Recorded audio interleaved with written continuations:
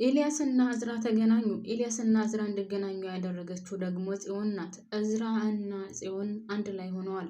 ሀና ከአንዱ ሳትሆን ቀርታለች። ወይ ከኤልያስ አልሆነች፣ ወይ ከአሴር አልሆነች፣ ወይ ደግሞ ከእዝራ አልሆነች። ጽዮን ያደረገችው ነገር ተሳክቶላታል። እኔ አሁን ሳስበው ውድ ቤተሰቦች ኤልያስ እንደዚህ እንደሆነ ያደረገችው ጽዮን ሳትሆን አትቀርም። ምክንያቱም ጽዮን ኤልያስ እንደዚህ እንዳብድና ራሱን እንደ ሴት ካደረገችው በኋላ ምናልባትም ሀና ራታለትና አዝናለት ወደሱ እንድትመለስ ከዛ እዝራን እንድትለቅላት አስባና አቅዳ ያደረገችው ነገር ሳይሆን አይቀርም። እውነት ነው የምላችሁ፣ ይሄ ነገር ትክክለኛ መረጃ ነው። ምክንያቱም ከደሴ እሷን አደውላ ያመጣችው፣ በዛ ላይ ደግሞ ደህና ነበር፣ ምንም አልነበረበትም። ወደ አዲስ አበባ ከመጣ በኋላ ከሀና ጋር እንደማይገናኝ ወይም ደግሞ ሀና ሌላ ፍቅረኛ እንደያዘች ካወቀ በኋላ ወደ ደሴ ተመልሶ እንደማይሄድ ነው የወሰነው። ለምን ብላችሁ ጠይቁ እስኪ። ለምንድን ነው ወደ ደሴ መሄድ የማይፈልገው? ሀናን ካላገኛት፣ ሀና ለሱ የማትሆን ከሆነ ለምን ወደ ደሴ አይመለስም? ስለዚህ የሆነ ነገር አለ ማለት ነው። ሰላም የኔ ምርጦች፣ እንዴት ናችሁልኝ? ሰላም ናችሁ? በያላችሁበት ሰላማችሁ ብዝዝት ይበልልኝ። በነገራችን ላይ እንኳን አደረሳችሁ ለጌታችን ለመድኃኒታችን ለኢየሱስ ክርስቶስ የልደት በዓል እንኳን በሰላም አደረሳችሁ። በያላችሁበት በዓሉ የሰላም የፍቅር የአንድነት ያድርግላችሁ። እስከነ ቤተሰቦቻችሁ ሰላማችሁ ይብዛልኝ። ለቻናል አዲስ ሆናችሁ ደግሞ ላይክ እና ሼር ሰብስክራይብ እያደረጋችሁ ቤተሰብ ሁኑ። ነባር ቤተሰቦቼ አረስ ወዳችሁ ተው ግን ተው ማሮቼ ፍቅሮቼ ላይክ ያደርጉልኝ። እንዶ አንድ ሺህ ምናምን ቪው አለው ላይክ ግን የለም። እውነት እንዶ ላይክ ማድረግ ወደ አማሮቼ ያረተው በፈጣሪ። ለማንኛውም ሀና አሁን ትልቅ ችግር ውስጥ ገብታለች። ጽዮን ግን እቅዷና ሀሳቧ እየተሳካላት ይመስላል። ምክንያቱም እሷና እዝራ አንድ ላይ ሆነዋል አሁን። ነገር ግን እዝራ በጣም ነው ያዘነው ኤልያስ እንደዚህ ሆኖ ስላየው። ሲቀጥል ደግሞ ሀና ሁሉንም ነገር አላስረዳችውም ነበር። ለእያንዳንዷ ሲፈጠር ለነበረው ነገር ብታስረዳው ኑሮ ዛሬ እንደዚህ አይሆንም ነበር። እዝራ በጣም አዝኗል ስለተፈጠረው ነገር፣ ወይም እስከዛሬ ድረስ ሀና ስለደበቀችው ነገር በጣም ነው ያዘነው። በዛ ላይ ደግሞ እዝራ ማለት ኤልያስ እዝራንና ጽዮንን አንድ ላይ ሲያቸው በጣም ነው የደነገጠው። በተለይ ጽዮንን እያየ በጣም ደንግጧል። ምክንያቱም እንደዚህ ያልጠበቀም ነበር። እዝራ ማለት የሀና ፍቅረኛ ነው። የሀናን ፍቅረኛ የራሱ ያደረገች መስሎትም ይሆን ወይም ደግሞ እሱ በማያውቀው መንገድ እንዴት እሱን ለራሱ አድርጋ ሀና ለሱ ሳትሆን በሚለው አስቦም ይሆን አላውቅም። ለማንኛውም ሁለቱ ሲገናኙ በጣም ነበር ሶስታቸውም የደነገጡት። በቃ እንዴት እያደረገ እንደሚየው ልነግራችሁ አልችልም። ግን ሀናስ ምን ውጧት ይሆን? ከአንዱም ሳትሆን የቀረችው ግራ ጋብታናለች በነገራችን ላይ። እናም ጽዮን ግን ስራዋ ተሳክቶላታል። እሷ ኤልያስን ያሳበደችው እሷ ናት። ለምን አትሉኝም? የኤልያስ እብደት አይደለም የመርሳት ነገር ነው። አንዳንድ ጊዜ ትንሽ ቀረብ ያለውን ወይም ደግሞ ከቅርብ ጊዜ ወደ ሲሰራ የነበረውን ያስታውሳል። አንዳንድ ጊዜ ደግሞ ጭራሽ የቆየውን እንጂ አሁን የቅርቡን አያስታውስም። ስለዚህ የሆነ መድኃኒት ሰጥተዋለች ማለት ነው ቤተሰብ። እሱ ሳያውቀው ከእሷ ጋር ሲገናኝና ከእሷ ጋር ሲሆን ሀና አዝናለት ወደ እሱ እንድትመለስና ሀና እዝራን ለቃ ወደ ኤልያስ እንድትሄድ ያደረገችው ነገር አለ ቤተሰቦች። ቆይ ወደፊት የምናየው ይሆናል ማለት ነው። ግን እዝራ ይህንን ነገር ሲያውቅ እውነት ከጽዮን ጋር ይሆናል ብላችሁ ታስባላችሁ? እንደውም የባስ ይጠላታል፣ እንደውም የባስ ይርቃታል እንጂ ጥሩ ነገር እንደማይፈጠርላት በጣም እርግጠኛ ነኝ። በጣም እርግጠኛ ነኝ። ምክንያቱም ተንኮል መቼውንም ቢሆን መልካም ሆኖ አያውቅም። ሁልጊዜ ተንኮል ስናስብና ተንኮል ስንሰራ ፈጣሪም እኮ አያሳካልንም። መልካም እንግዲህ እዝራ አይወዳትም፣ አያፈቅራትም። በግድ የኔ ካልሆነ አንድ ሰው እኮ በነገር ቤተሰብ በተለይ ሴት ልጅ ወዳ ወንድ ልጅ ካልወደደ በጣም ከባድ ነው። እውነት በጣም ከባድ ነው።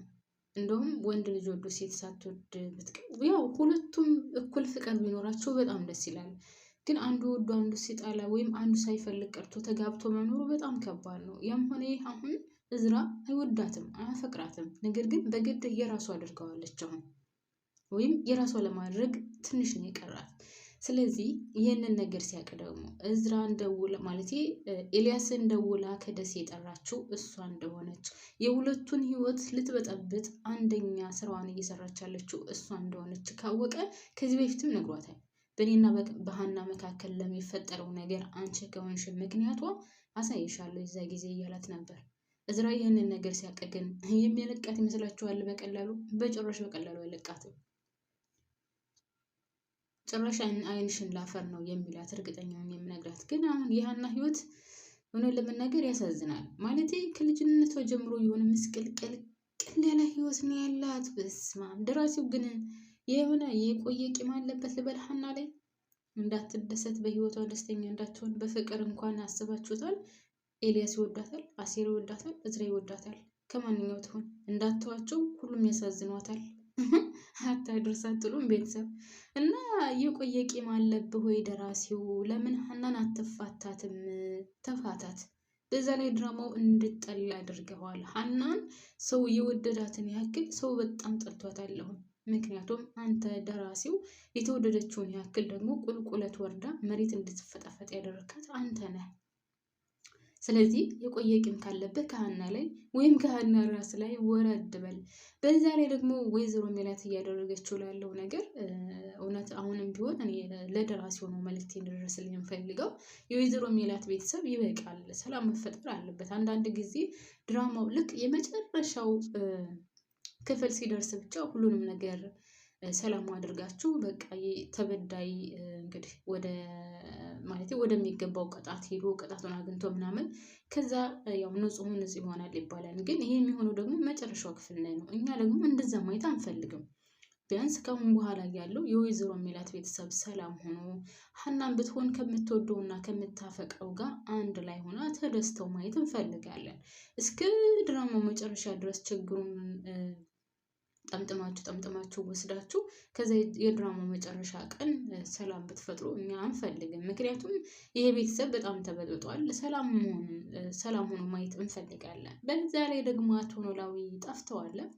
አቶ ኖላዊ እና ፋኖስዬ ጠፍተዋል። ምን ነው ተዳሩ? እንደኛ ሳንሰማ ቤተሰብ እኛ ሳንሰማ እኛ ሳናቅ ዳሯቸው እንዴ? እኛ እኮ የራት ልብስ ገዝተን ምናምን ተዘጋጅተን እየጠበቅን ነው። ስለዚህ እኛ ሳንሰማ ድራችኋቸው ከሆነ ደግሞ ይሄ ትልቅ እያምባጓሮ ያስነሳል ማለት ነው። ስለዚህ አቶ ኖላዊና ፋኖስ ጠፍተውብናል፣ ብቅ አድርጉልን። ድንብላልም ጠፍታብናለች። ድንብላልና ተምቹም ጠፍተዋል። የድንብላልና የተምቹ ጉዳይስ ምን ይሆናል? እውነት እርግብ ከእስር ቤት ወጥታ ከተምቹ ጋር ትሆናለች ወይስ ደግሞ ድንብላል ከተምቹ ጋር ትሆናለች? ይሄ ሌላ ጉዳይ ነው ማለት ነው። ግን እኔ ሳስበው እንደኔ አስተሳሰብ ተምቹ ካሁን በኋላ ወደ እርግብ ይመለሳል ብዬ አላስብም። ምክንያቱም ልቧ አሁን ወደ ድንብላል እያመዘነ ነው። ድንብላል በንጹህ ልቧና በንጹህ አንደበቷን የወደደችው እሱም ገንዘቡን ፈልጋ አይደለም፣ ማንነቱንም ምኑንም ፈልጋ አይደለም፣ እሱነቱን ብቻ ነው የወደደችው። ስለዚህ እሷን ይጎዳታል ብዬ አላስብም ካሁን በኋላ።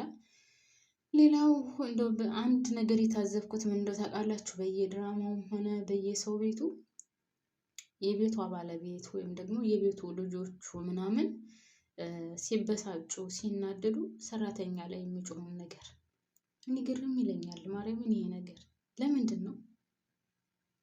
በቃ ከኛ በታች ያለውን ወይም ከኛ ስር ያለውን ሰው የምንወጣበት? ምናሴም አሁን በጣም ተናዶ ካያችሁት ድንብላል ላይ ነው የሚጮኸው። ሰላምም ካያችኋት ከተናደደች ድንብላል ላይ ነው የምጮኸው። ወይዘሮ ሜላትም ድንብላል ላይ ነው የምጮኸው። እና ለምንድን ነው ግን? እኔ ሁልጊዜ ጥያቄ እየሆነብኝ ነው። ለምንድን ነው ማለት ኦኬ ሰው ሲናደድ የሆነ ይናገራል ምናምን፣ ግን ሁልጊዜ በሌላው ዓለም ካያችሁት፣ አሁን በአረቡ ዓለም ካያችሁት ከቤተሰቦቻቸው ሴቷ ከባሏ ጋር ስትጣላ ከልጆቿ ጋር ስትጣላ የምትወጣው ሰራተኛዋ ጋር ላይ ነው። እና ይሄ ነገር በጣም ስለሚገርመኝ ነው። እውነት በጣም ይገርመኛል። ሁሉም ቦታ ስታዩት ደግሞ በድራማውም በእኛው ሀገር ላይም በቃ እንትናቸውን ይሄ ንደታቸውን ሁሉ ነገራቸውን የሚወጡት ሰራተኛ ላይ ነው። እና ወይ አምላኬ ይሄ ገርመኛል እውነት።